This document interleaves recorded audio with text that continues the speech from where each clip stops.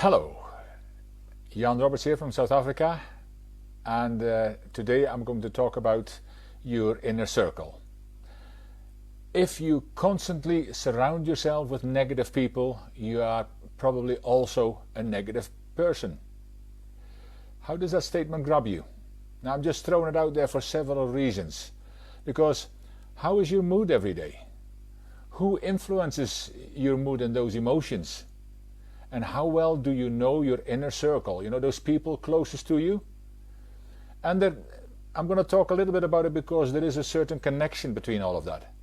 It is simple questions really, but do we ever really give those any serious thought? Or are we still too busy blaming everybody and everything around us for all that is wrong in our lives? See, if you really want to know what your life is like, look at the 5 or up to 10 people closest to you, and it's likely that your life is similar. Now, don't just jump down my throat and protest about it. That is generally where people are at in many areas of their life. Not all of their life, but in many areas of their life. There is so many similarities between the people in your inner circle.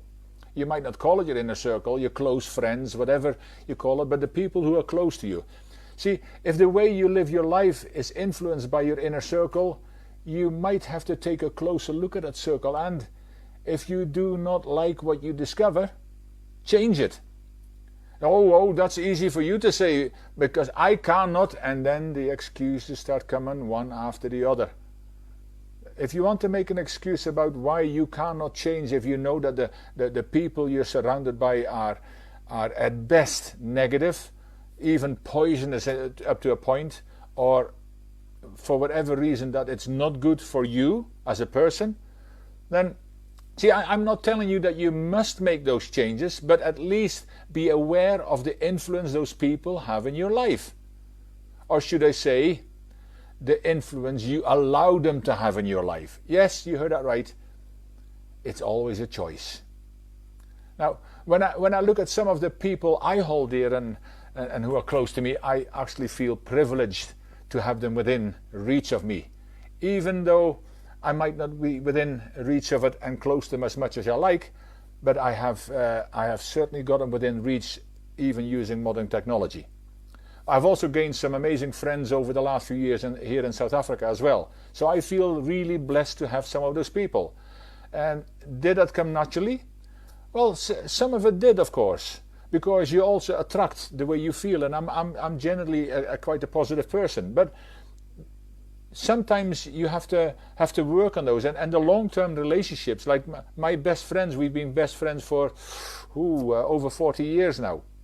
Now, that didn't just happen naturally all the time. Do we always agree? No. Do we always have conversations that everybody is happy with? Not really. Do we always do things that we all are completely in agreement with? No. But that doesn't matter. You know, it's people I trust, it's people I look up to, it's people I admire, it's people I appreciate for being my close friends. And when I look around them, we are in a way very similar. Not in all ways, of course, because we're not clones, but it's okay. There is also some people at some point who were close to me but are no longer around, and that's okay too. That's a natural process that sometimes happens. We've heard of the quote that, you know, some people are in your life for a reason, some are in for a season, and some are in for a lifetime. And that quote again shows a natural process of people in our inner circle. But what happens if we are in the wrong place with the wrong people, when we are just kind, nice people, and others around us, they just keep taking, and there is no giving back. And we keep doing it because of who we are. Certain personalities do that very much more than other personalities, and it's just the way they are. But you know, what happens when we constantly focus on others and never receive any of that back, when we are empty and we're just going through the motions? That's when these things become even more damaging to us. So what will you think that will happen to your health at such times that you are now completely empty because you keep giving, you keep helping, you keep supporting, but you're not taking care of yourself. And is this not what we're all about? We need to start taking better care of ourselves, and not just in how we eat and how we sleep, but also how we connect with the people around us, how we deal with the people around us, how those people deal with us. Our inner circle is important, and we should have, as I said earlier, we should at least become aware of that inner circle and know who those people are, and know the kind of pleasure we get from being around those kind of people, or the kind of negative emotions that come up every time we are close to these people in our circle. And that has to be a choice. But if we are in this negative environment with the same people all the time, it can have a detrimental effect on our health, and it can compromise our health up to a really dangerous point.